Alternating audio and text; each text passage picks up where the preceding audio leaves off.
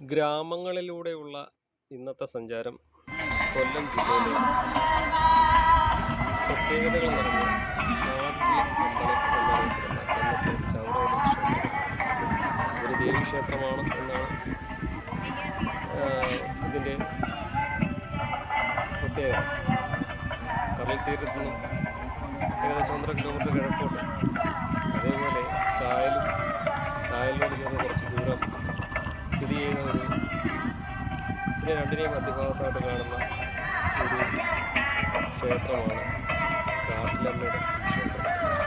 കടലിൻ്റെയും കായലിൻ്റെയും ഇടഭാഗത്താണ്. പണ്ട് കായലിൽ നിന്ന് ഒഴുകിപ്പോയ അല്ലെങ്കിൽ മനുഷ്യരെ ഒറ്റ ദേവിയാണെന്നാണ് കടലിൽ കൂടാതെ സംരക്ഷിക്കുകയും ചെയ്യുന്നത് ഐതിഹ്യമാണ്. എന്താകട്ടെ, ഇതിൻ്റെ അവിടുത്തെ പ്രത്യേകത എന്ന് പറഞ്ഞാൽ അവിടെ ഒരു പേരാല് കിട്ടും. ഈ പേരാലിന് 7 പ്രാവശ്യം വലയം വെക്കണം. എന്നിട്ട് ഓരോ ആഴ്ചകളിലും ഓരോ മണി, വെള്ളിയാഴ്ചയോ ശനിയാഴ്ചയോ മണി കെട്ടി 7 ദിവസം കെട്ടിക്കഴിഞ്ഞാൽ